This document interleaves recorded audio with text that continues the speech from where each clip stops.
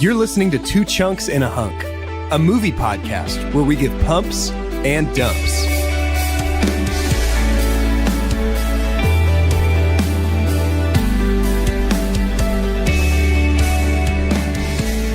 Hello and welcome to Two Chunks and a Hunk. My name is Jordan Wonders, and this week I'm your chunk. I'm Doge, and is that my hunk? Yes. And I'm Carter. In the quiet of the evening, when the chunks assume their patterns. Is that one of the forgotten Sting songs? That's the one that's actually in the credits. It's in the credits. Okay. Yeah, it's a good one. I just want to intro that because the Sting stuff is so interesting. It is. It's very interesting. Oh, hey, Doge, why are you the hunk? Tell me. You guys told me I was. I didn't get a pick. I said, who's the hunk, who's the chunk? And you guys said you. Tell me why. No, you don't like to talk about it. I don't have to talk about it. Tell me why. No. Because I did a Lynn impression. And I Guys, put it on the end of our no, episode. that's not good enough. He did a rap. If you haven't listened to the last 2 minutes of the Mulan episode, Go back right now. go back right now. And if you really love us, listen to the whole thing. But go ahead and listen to the last 2 minutes. And Doge has given some production quality It's to a the gift. synopsis. It is a gift. It's a gift. It is the greatest gift. It's the greatest gift. And it is just basically a Lin-Manuel Miranda version of the synopsis of Mulan, which you never thought you would get, but then you got it, and you never can imagine your life without it. Mm-hmm. If there's one thing you can always count on us to provide to you, it's worse versions of the great things Lin-Manuel Miranda does. Yeah, that's us. That's sort of our brand. That's it. We're Walmart Lin. But it was That's our meat and taters. an easy hunk, easily hunk worthy. And I think a lot of the chunkies agree. So Thanks, thanks guys. again for that, So Doge. very far outside my comfort zone. Hey, That's couldn't tell. sometimes where the sometimes best that's where stuff lives. the best stuff lives. Yeah, that's That's one of what my I favorite. say. It's one of my favorite songs from this movie that we're talking about today. Yeah, which is, I don't know if you guys know this. That movie is called The Emperor's New Groove. Guys, I'm ready. Doge, synopsify me. This was gonna be boring. Yo, The yo, old yo. stuff- So- the old kind. There was a gun in the minute. There was a what now? A gun in the minute. The Emperor's New Groove tells the story of a selfish young ruler named Cusco. What's his name? Who goes on a cross-country trip with his new pal Pacha while he has been turned into a llama, and he learns how to be a nice person and not destroy people's houses to build his water park. His summer home. Yeah, that's pretty much it. Imagine me 19 years ago, 20 years ago, when this movie was in production, walking into Disney's offices and saying that exact sentence. What if there was a guy and he went on this trip? Hang on, though. He's a llama. So, But not always. that is something that Callie and I talked about when we watched this. It's just like, what right Yeah. does this movie have to be this good? And it's about a guy that gets turned Dude, into a llama. It's just like Disney's luckiest thing they've ever done. I think maybe. Because Absolutely. it was just amidst a just tumultuous time of like management and ownership and who was calling the shots. And Yeah. man, there's a lot of material out there about what this almost was Yeah.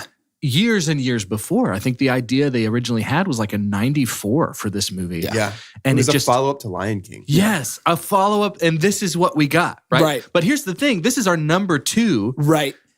right? So like they just stumbled upon something. Brilliance. And So- I think what we get to see, what took a year? Like Yeah. they had not a lot of They like were the basically normal given amount a of production deadline, time, yeah. which might like be a testament to its runtime. Sure. What's up, 78 minutes? Yeah. Yeah. That's crazy to me. So Callie put a poll up on her Instagram of like, was this movie quoted, like our family quoted it all the time? Was this movie like A, quoted daily, or B, never Yeah. talked about in your family? Yeah. 95% of her responses or 94% of her responses were quoted daily. Yeah, and that's funny. And I'm the 6% because for some reason this slipped through the cracks for me. Has there ever been that movie in your Interesting. life that Yeah. everyone in the world has Yes. seen and you Mine was haven't? Hercules until I was grown. I almost Really? feel like this was more egregious because Yeah. if you tell people you haven't seen Hercules, Maybe, I don't know. Yeah. I've get never like, told "What? people that. You've never Had seen you it." But with seen this? Emperor's New Groove, I had. Yes, this Before was this? not my first Okay. watch. But my first watch was about 5 years ago.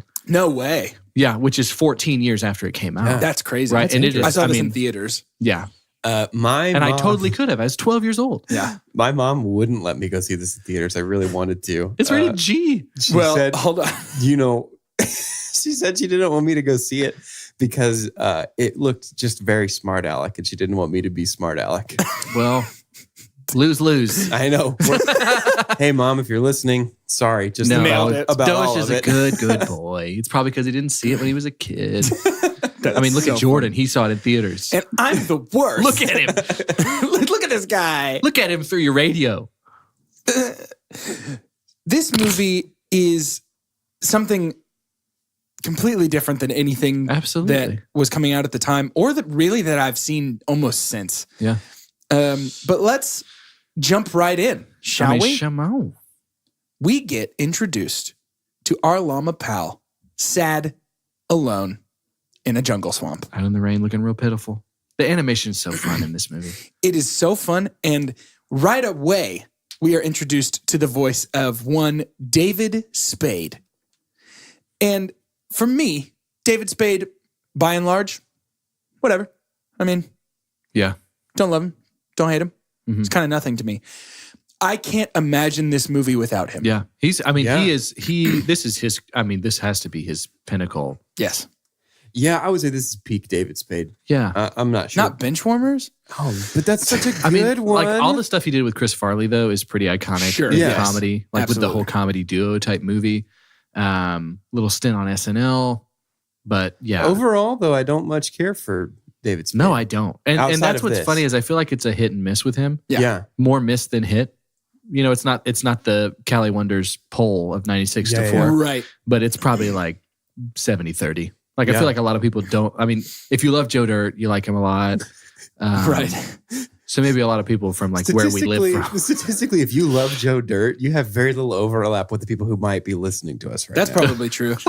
But we hear David Spade as Cusco right at the beginning, introducing himself and the tragedy that has befallen him. And then we go back. I like this as a framing device. This is really, really fun. It is fun. Man, I feel like there's another movie like this that might have been an actual drama that it just starts right in the middle of like, I don't know, like this pattern feels like something it's I've seen before. that exact trope of, yeah, that's me. Yeah. You're probably wondering how I got here. Right. Yeah, it's that. Yeah. You know, Thor Ragnarok kind of starts like that, but it doesn't go back. Yeah. But it kind of has that same vibe of like, well, here we are. You know, it's in media res. I mean, Yeah. it's a plot It's device. super fun in this one. But we kick off this bad boy with one of the funnest songs ever. I forgot this song was in this movie. 'cause Oh, I it's didn't. like the only song in the movie. I know. And it was written for Empire of the Sun originally and was very different. Really? Yeah. Empire of Perfect the World. Sun, which we haven't referenced yet, I don't think, is what this was going to be. Hey, Kingdom of the Sun. Kingdom of the Sun. Sorry, Yeah. Kingdom of the Sun. And Sting actually they were having him basically Phil Collins this movie.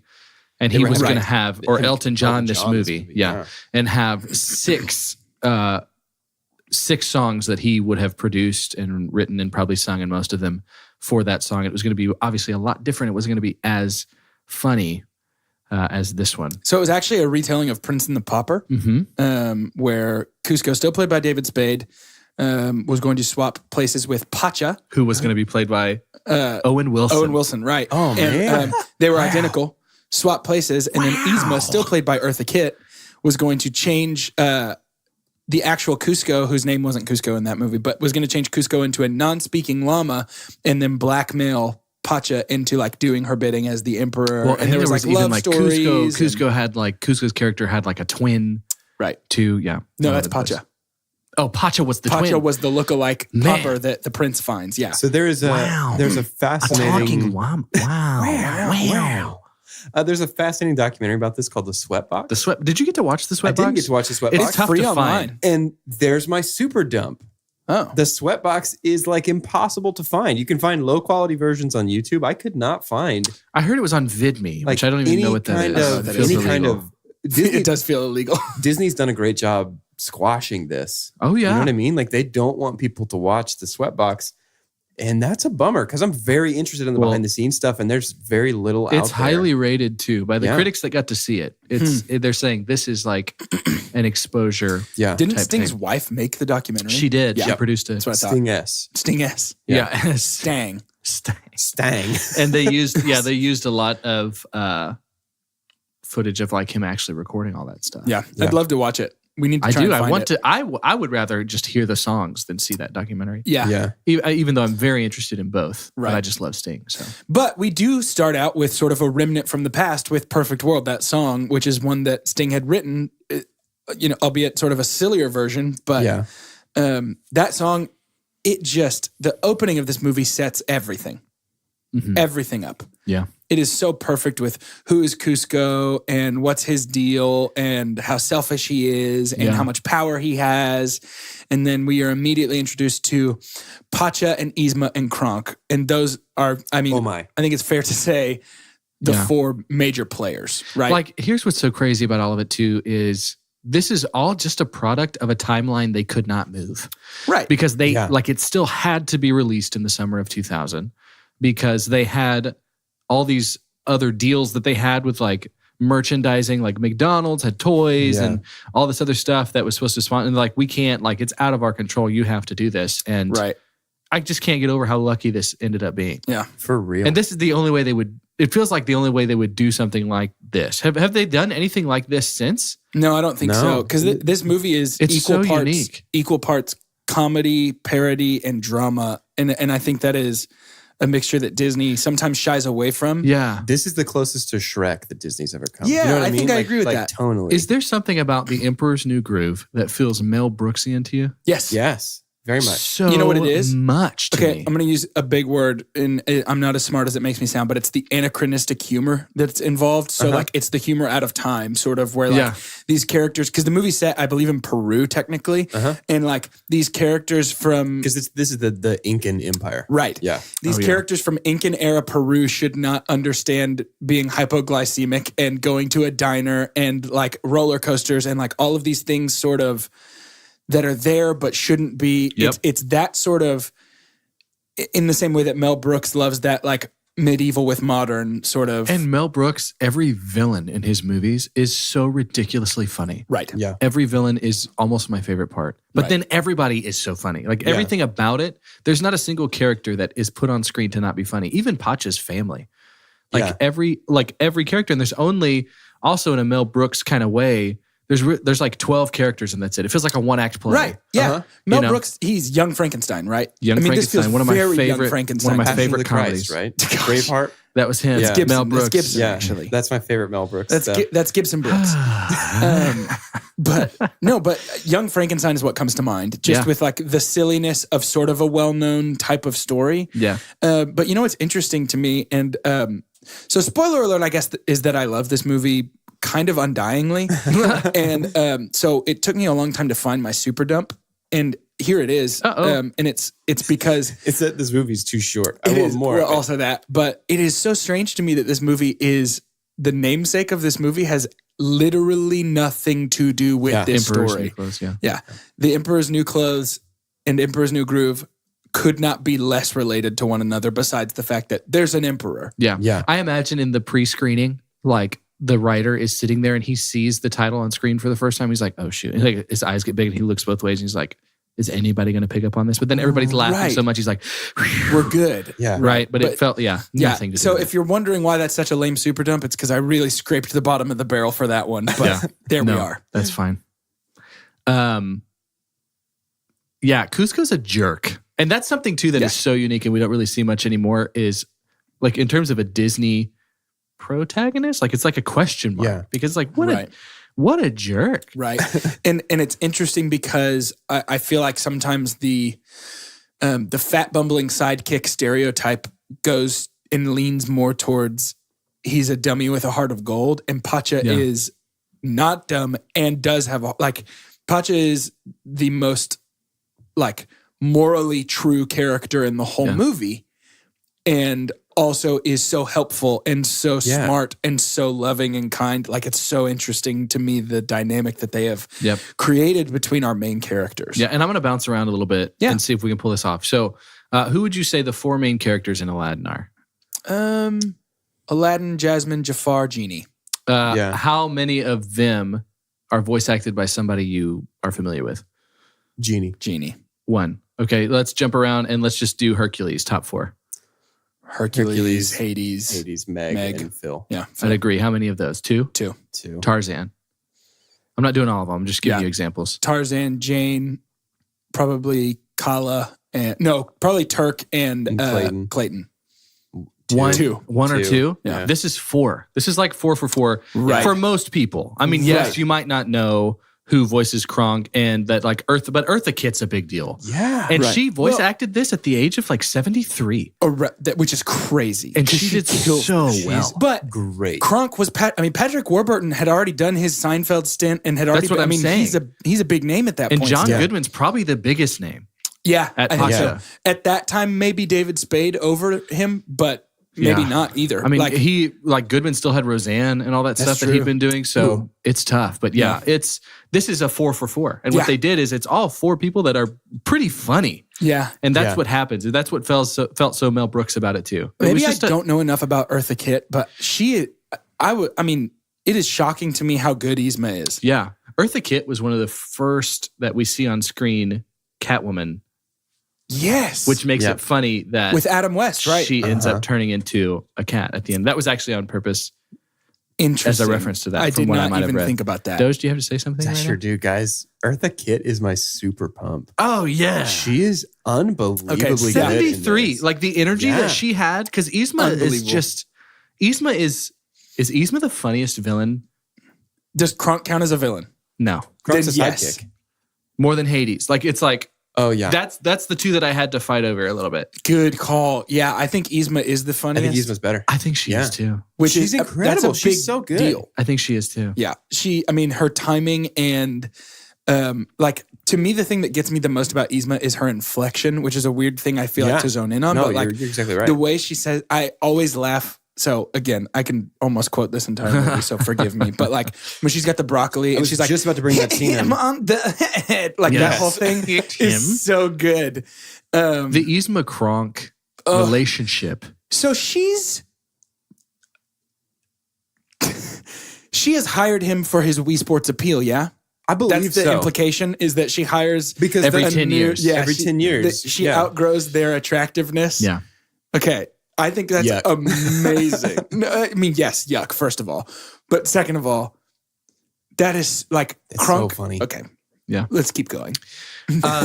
And it's funny that the super dumps are coming out so fast. It's almost as if we Wanna get 'em out of had the a lot way. of coffee. No, I was going to make just another. I'm trying to be a metaphor guy. Oh.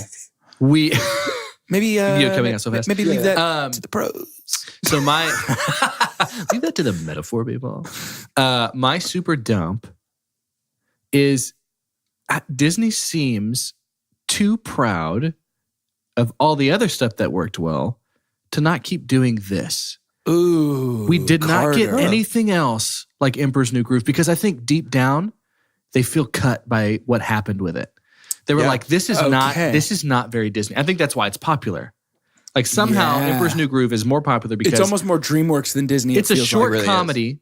This is probably like what makes there's different kinds of rewatchable. This is rewatchable as if it's like I need to go to counseling. Like I need an escape. Yes. I need something that doesn't really have drama. Sure. I just need something to watch. This is watching 3 episodes of Seinfeld for me. Is watching Emperor's New Groove once, right? Yeah. Right. It's not really about nothing, but yes. And what's great too is they do manage to have some plot points that are like, oh, that's really sweet. Like, Sure. And a lot Yeah. of that is the surrogate of Pacha. But I just think Disney had something here and they were too proud to say that they did, and they've never done it again. Yeah. I don't think they've ever done anything like this again, and I'm sad they never will. Well, So part I of me super dump on that. part of me wonders if they are offended by the fact that an idea that was so antithetical to what they normally do and not what they wanted it to be did so well, and they're Right. like shunning it because it's like, well, you don't deserve that or whatever.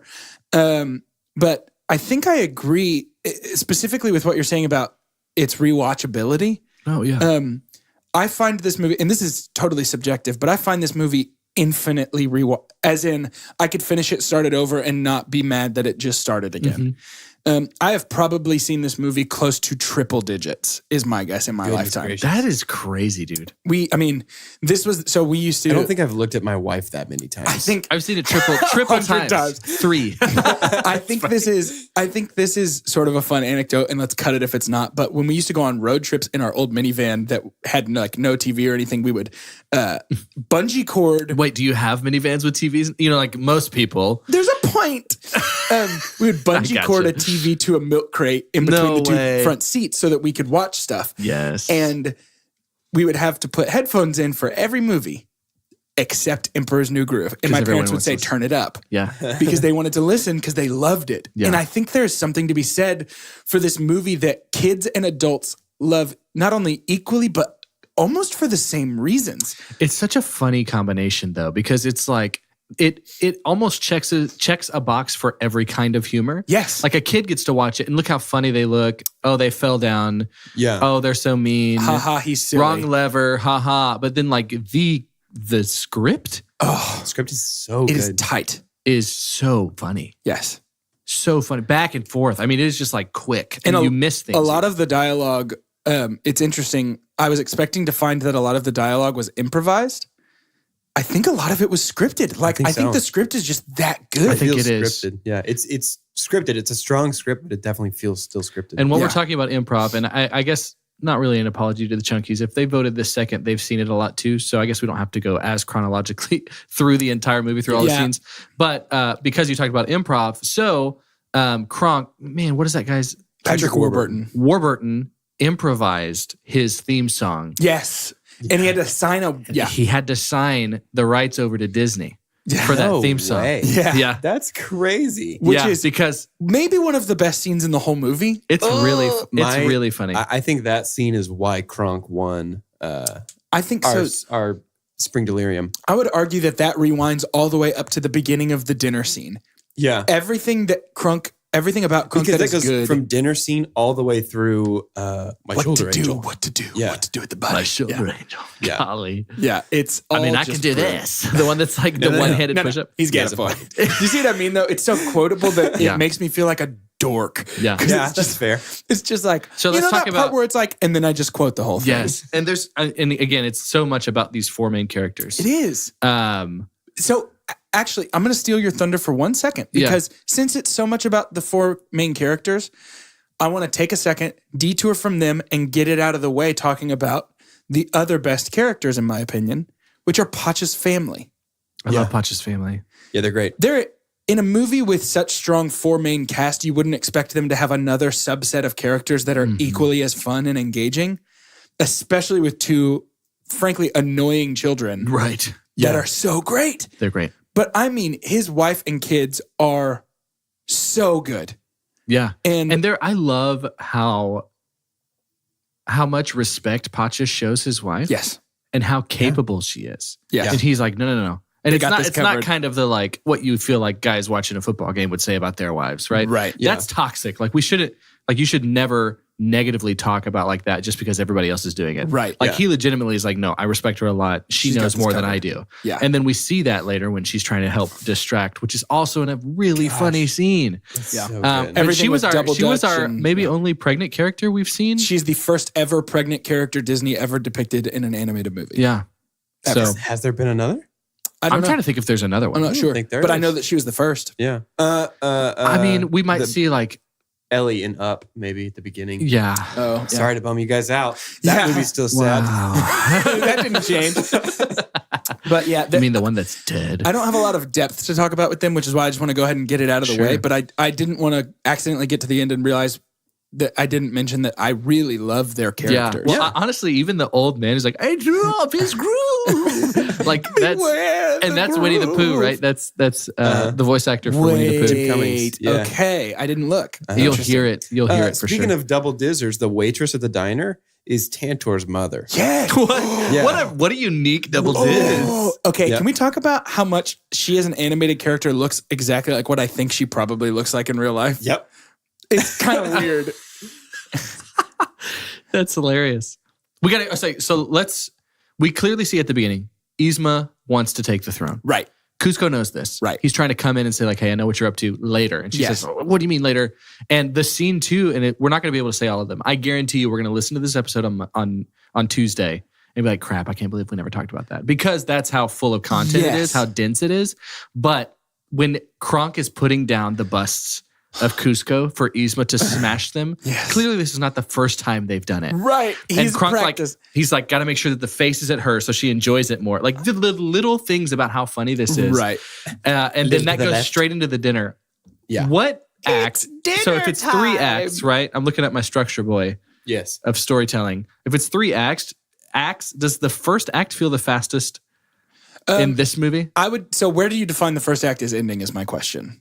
That's what I'm trying to figure out too. So- because it's like, we find out, okay, I think within 3 minutes or 2 minutes of her being fired, she's already got the plan to kill Cusco. Right. And it's already almost Poison done. the in box. film. The first act turn him would into a be flea. whenever Cusco's body is sent down the river, Okay. essentially, whenever he leaves. I would call the end of the first act Pacha discovering Cusco tied up in the back of his trolley.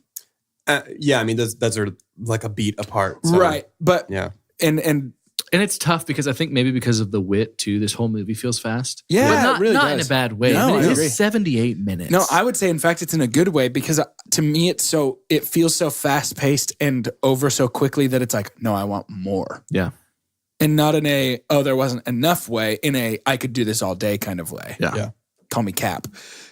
But yeah, I do think the first act is probably the quickest, shockingly, because I feel like we have an actual lengthy third act in this movie. Traditionally, the first act is the shortest. Like you've got it's Okay. like a 20. But maybe not in the 30, Disney 20. dozen Yeah, from no, what the we've Disney been talking doesn't, about. no. It's like the Our third first acts have is- been really, really bloated. Yeah. In the Disney dozen. Cool.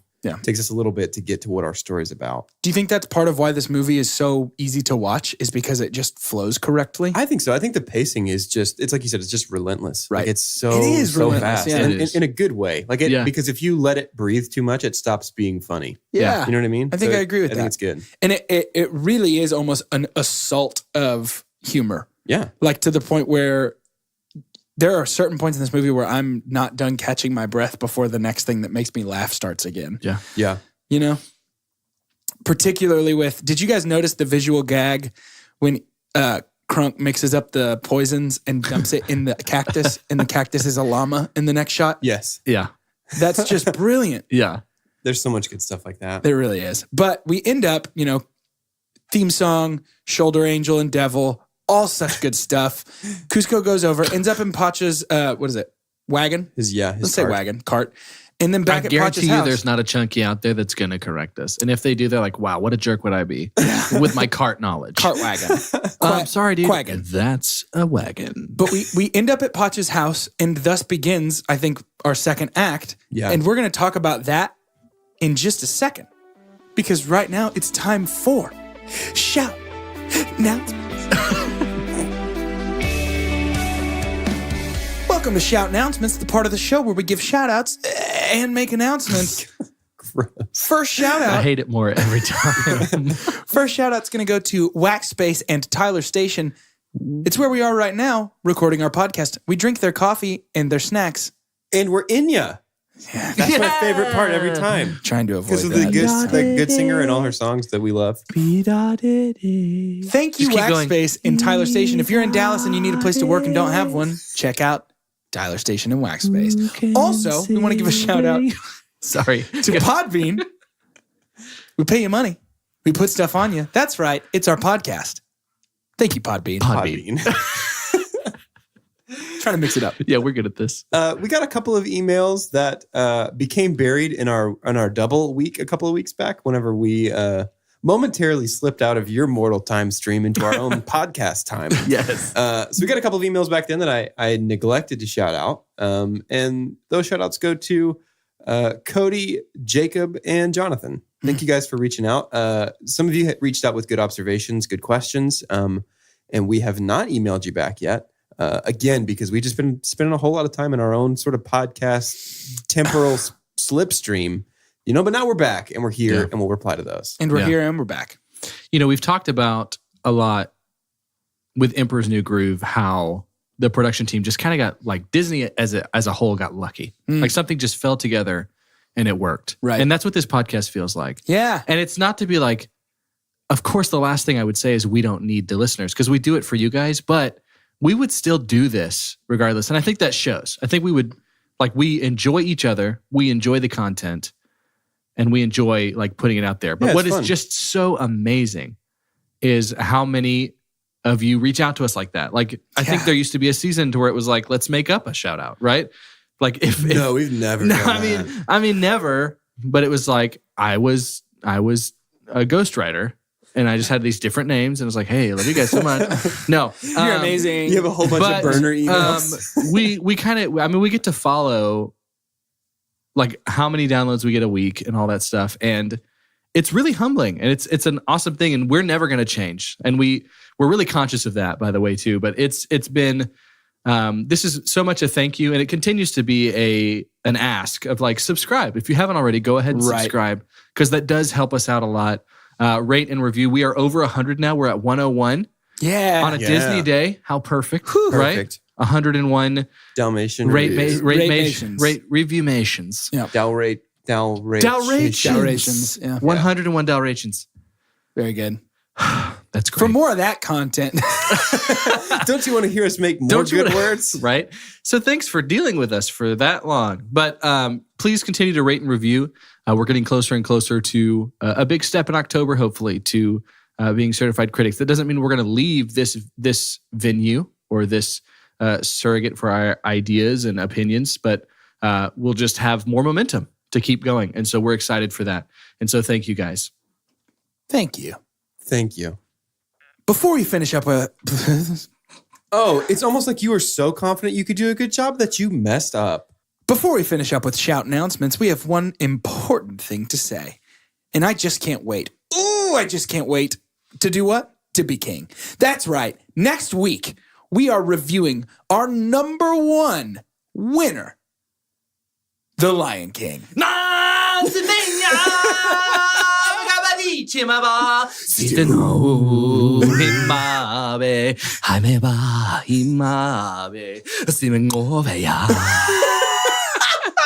Guys, we're doing The Lion King. Yeah, so It's excited. time. I'm so excited. This is my number one favorite Disney movie. One of my all-time favorite We had movies. so many voters, and thank you for our Disney Dozen. Yes. Lion King was unsurprisingly or By surprisingly, far. oh my winner by a goodness. mile. So Yeah. we Yeah. know that you are as excited as we are for next week. It's going to be good. Make sure you tune on in.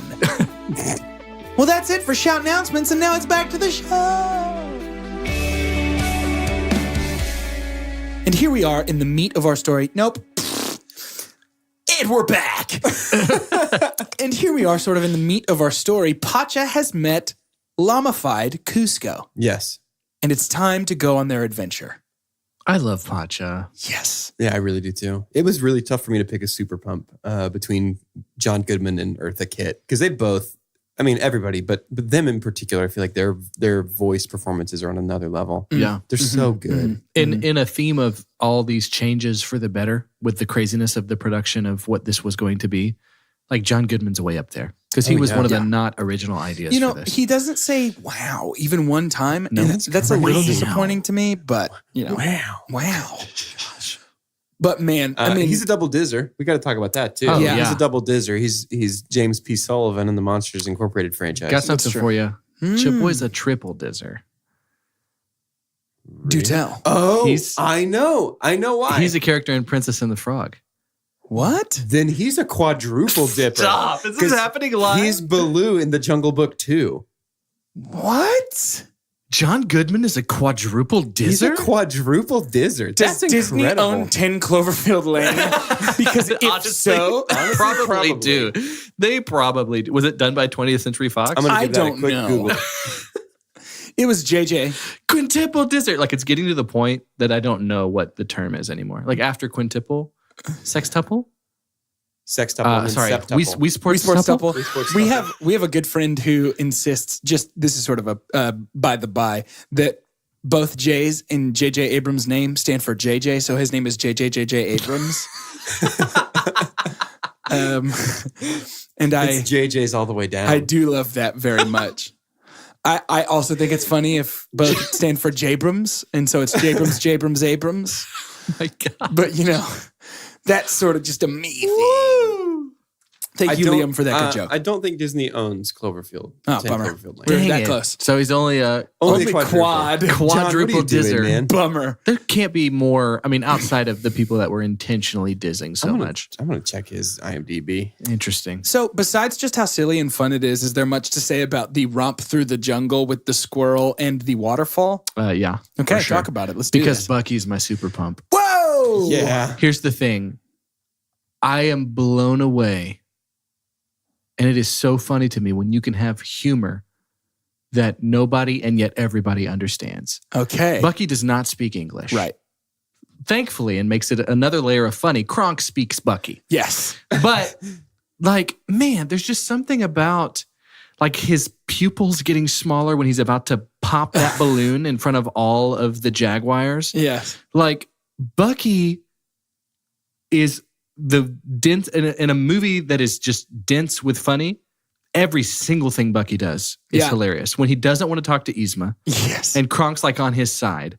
And I'm gonna have a hot take. I think the way Kronk saw Yzma treat Bucky is the catalyst for Kronk ultimately becoming a good guy. in the Breaking end. free. So I think Bucky is one of the. I think he might be the glue that has this thing together. But no, Bucky is hilarious to me, and it's just raw humor, and somehow that's unique. But that's how humor started in cinema. It was we don't have words, Right. Bucky's the Charlie Chaplin of Disney, Right. right? Oh my gosh, that's a brand new baby sentence just born into the world. I don't think anybody's ever made that argument. I mean, there it is, and that's super pumpable. But Bucky and just his little that thing that kills me. Yes. That is so funny. And he was going to be so nice. He Right. offers a little acorn to everybody that comes to the jungle, and nobody is nice to him but Kronk. Oh, I just love it. And I wonder too if they, do you think Bucky was going to be a part of the end with Kronk? I don't know. And they're teaching Until everybody. It was that funny. But I don't know. Yeah, I guess I love the stories too. You owe In me production. a new acorn. Yes. Gosh, it's so good. So here's a small addendum to our John Goodman centered conversation earlier, and this is also a reference to yesterday's episode in which we discussed that Disney now owns The Simpsons. Oh. He is a voice on The Simpsons. In 1999, he played a character called Meat Hook or Meat Hook, but I'm pretty sure it's Meat Hook. I bet it's Meat Hook. And that is his 5th Disney voice role. So he's a quintuple dizzer. I'm John still going Goodman. back. I'm trying to figure it out. It's got to go deeper. I love it. How deep does the John hole go? He's getting Vin Diesel level for us right now. Taylor Lautner level and John Goodman. And the thing about Yeah. John is Taylor, he's just okay, man. And Vin, he's whatever, man. But John, Stop, dude. Don't say that about John his is Vin. good, man. Gracious. Oh my God. How did I not get that until you did it? Oh, I am off. Oh, goodness. But the jungle. Yeah. There were a lot of the scenes, and I think we talked about it. It might have been a lot of what Doge was saying, but in terms of animation, the environment sometimes just stays the same. Is that right? And they're really only animating the characters. Right. There Yeah. was so much of that in this movie, in almost everything. And I think I noticed it more because I knew how quickly they had to produce it. Yeah. Yeah. But maybe it's that much often. But I think the other moving pieces are usually other characters, and there's not a lot of that. Sure. Which we didn't mention, but the beginning is chock full of a lot of other characters on screen. Right. When those henchman guards are Yeah, the dancing palace river guards. dance. River dance was Yeah. actually a big deal probably in 2000. Yeah. And that just had me laughing I have for a minute I straight. have a good friend from high school. We had, I guess it was for talent show or something. There was a point right around 5th grade or 6th grade that we had talent show, and he did river dancing for his talent. And so that's forever what I think of now with river dancing. It's just Amazing. this elementary schooler being yeah, my number one talent's probably river dancing. And that's love not even probably technically what it's called. That's just the name of the show that made it popular. My number one talent is stomping or blue man grouping. Blue Man Group, real good. We get the waterfall scene, which is a ton of fun. We get to see sort of Pacha and Cusco's interactions and see sort of their first back and forth banter for real here. Yeah. Yeah. With Cusco's daredevil nature and Pacha's just sort of stoic acceptance of what's about to happen. Yeah. And I just think it's very fun. But they fall, and that's when we sort of get our first shake hands. Oh, I'm lying. I'm a bad boy. Cusco's a naughty boy. Yeah. And then we end up at the bridge. Right? That's sort of our next big set piece. Yeah. And I think the bridge is important, not only because it comes back later, but because I think it sort of sets up the relationship between Pacha and Cusco so well. Because Pacha is endlessly reliable and good, and Cusco is endlessly deceptive and bad. From a structure standpoint, too, this is kind of our midpoint. You know what I mean? Like this is kind of the narrative switches at this point, and we understand the scope of the final conflict, or I guess really what we're going to have to do to get back to the palace. So this is, this is kind of that midpoint, that fulcrum of this movie. I agree. But from this point on, it's a mad dash. Yeah. And we end up at the diner. And I want to spend just a second at the diner. Because my super pump is the diner post-bridge? Yeah. Uh-huh. Do we like the bridge, like, are you saying it comes later when they fall through and stuff? They fall through the That's bridge, the climb beginning. back up, and then we later end up at the The diner. climb back up is huge. I loved how it was a comedy of errors. Like there were so many awful things happening Yes. to them. Yes. And we get to see Cusco save Pacha selflessly, which is good. Yep. We start And to get those- our first hint that he's Them changing. crocodiles look so much like the one from Peter Pan. Yes. Ooh, 100%. very much. Very much so. 100%. But I want to talk about the diner. Yeah. Because my super pump's in the diner. Okay. Gosh. In the diner, we get, I don't even know what to call this other than dramatic irony at its finest, knowing that everybody in this place could ruin anybody's life at any given time. That's super Mel Brooks too. Yes. Yeah. But what we get is a scene of the chef quitting. Golly, And he does man. dump an entire pot of stew into his suitcase, which is funny. Yes. But Crunk just takes over. Stewed case. Very good. Crunk just is now the chef. Yes. And now feels like a great opportunity for me to finally reveal what everybody's been waiting for. And it is that my super pump is Crunk. I have sat on this and thought about it for a while, and I went back and forth. Spring Delirium champion. But it's got to be Crunk.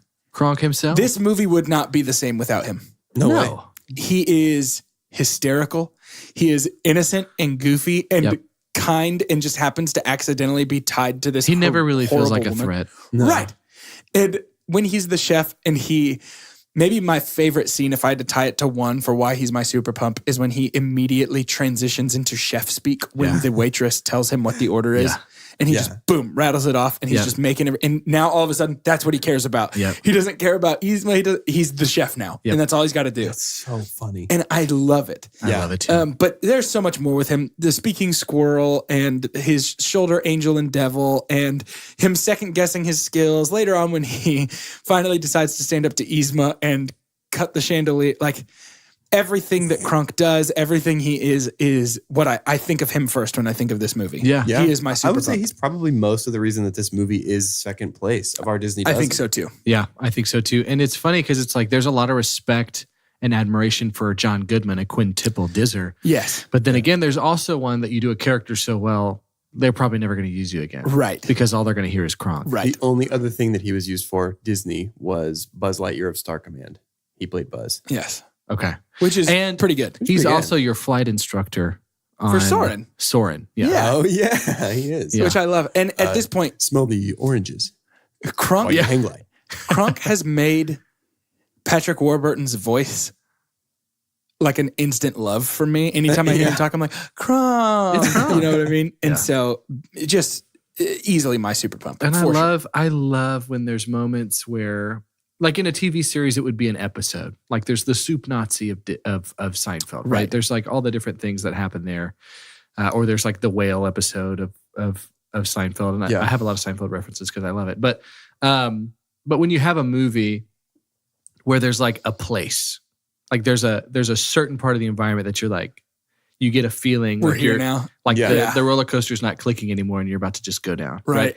And there's more than one in Emperor's New Groove, but the diner feels like it's way up there Yeah. because Oh, you're yeah. like, oh yes, I agree with that. we're here. And Well- it's not like you want to hurry up and get past everything to get here because it's all funny. Right.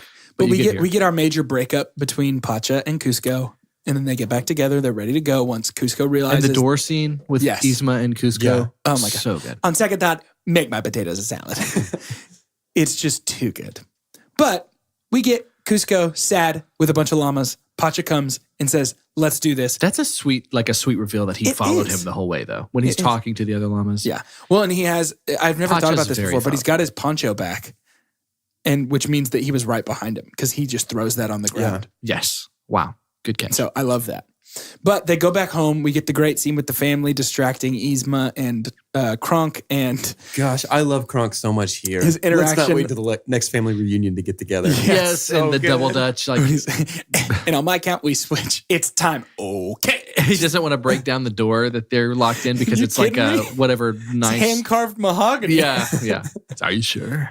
It's so good. But yeah, and then we get one of the funniest chase scenes with Oh, the yeah. dots. And then the reveal of how did you beat us here? I don't know. By all accounts, it doesn't make any Yeah, sense. it doesn't make sense. any sense. Yeah. And it's just very good. But now we're at our final confrontation. And it, to me, kind of feels like this is actually Act 3. Once the confrontation begins in the lab. I think you can make an argument that it's when Pacha The and lab scene Cusco... is so funny too. Both of them. Yes. Yeah, the lab. I love the running gag that everybody knows about the secret lab. Yeah. I think that's very funny. Yep. But in this second lab scene is when we get all of the soldiers turned into animals and we get Doge and I's most quoted line from this whole Oh my movie, gosh. which is So the much.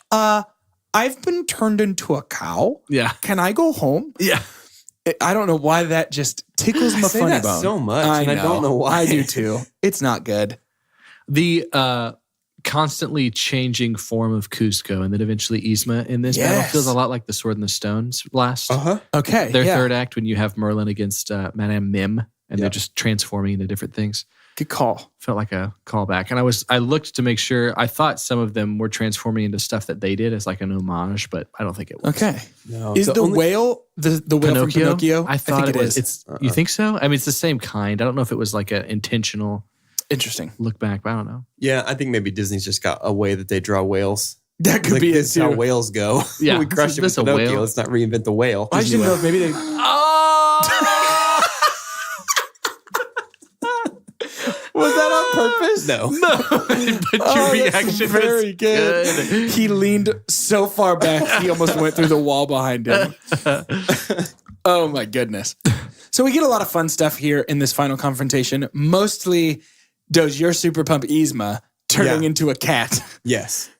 And I love it because she's stuck like that forever. It's really funny. But we get our callback to the bridge falling and them locking arms and climbing up to retrieve the bottle. And we get the second time that Cusco really kind of almost for the first time does something truly selfless. Yeah. Because in the moment that he saves Pacha, he believes that that's it for him. He's going to be a llama forever. Right. Yeah. And I love that. I think that's very interesting.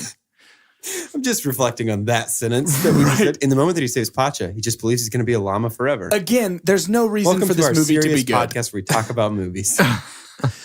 But Kronk kind of saves the day on accident. Yep. yeah. What are the odds? It's just so good. But at the end, Cusco finally decides that he, instead of ruining Pacha's entire life and home, is going to just rent a little cabin. Do you know why that is? Tell me. You know what the main influence of that was? Tell me. Sting. So they were going to have Cusco build a massive like mansion by that. And Sting was part of the pre-screening. And he was like, this just seems really selfish. I don't think y'all should do that. And like wrote Disney. It's like a really thoughtful, formal letter. And they're like, you know what, Sting? Good point. And then they just made it like a, The cabin instead. yeah, Dang. just like Pacha. What did he do with that message that he wrote him? Did he like put it in a It bottle? was in a Oh my bottle. gosh. Yeah. Did he drive so fast on the way there he got pulled over by the police? Stop. Do you know what that police siren sounded like though? Which is so crazy that it was Sting. Oh, Lelia. Sorry. The Desert Rose opening. That one really stings. Anyways, thanks, Sting, Yeah, thanks, Sting. Thanks. for being so thoughtful Yeah. that even Disney was like, you're right. He's a good thinker and a good stinger. Ooh. Perfect. Yikes. Perfect. There goes his listenership. Right. Just mine. Listen to the other two on the Sting's podcast. going to Just- write us a letter, put it in a bottle, drive so fast the police arrest him, and it's going to say Jordan was a bad idea for Wasn't that very joke. thoughtful. Wasn't very thoughtful. I've also sent you this clip for your opening song. Oh, that would be awesome. Sting, Talking we know you listen. about a podcast. Itty bitty podcast. Very good. Very good. Thank you, Stingathy. Anyway, the end of this movie is so great. He gets his own poncho with a llama on it. We get to see Pacha's baby boy, and we get to see Krunk teaching the children how to speak squirrel. What are they called? Well, no. It's like it's an animal. Junior Rangers, I thought. Squirrel Scouts is too funny. It wasn't Squirrel Scouts, but I think it's an animal. Anyways. Squirrel Scout cookie. I mean, there's a whole lot there. Man, that's so deep. That's a kind of a deep comedy vein. Yeah. Let's mine it. Let's get there. So anyway, I think it's time to rate this movie. Okay. We here at Two Chunks and a Hunk have perfected the art of movie rating using science. That's right. Science. The same thing that Yzma used to turn Cusco to a llama. What a coincidence. We've formed the scientific cinema scale, and it is as follows. The best thing we can ever say about a movie is own it, don't lend it. Buy that poster. The next best thing is going to be buy it, and then rent it. That's followed by stream it, and then forget it. And last, but certainly least, the worst thing we could ever say about a movie. God hath forsaken us. I'm going to go first. Okay. Own it, don't lend it. Buy that poster. It's an easy one for me. To the surprise of no one that knows you. Yeah, I can't Really? stop loving it. The end. I'd give this one a buy it. This is very fun. It's not my favorite Disney movie of all time, but it's very fun. Buy it.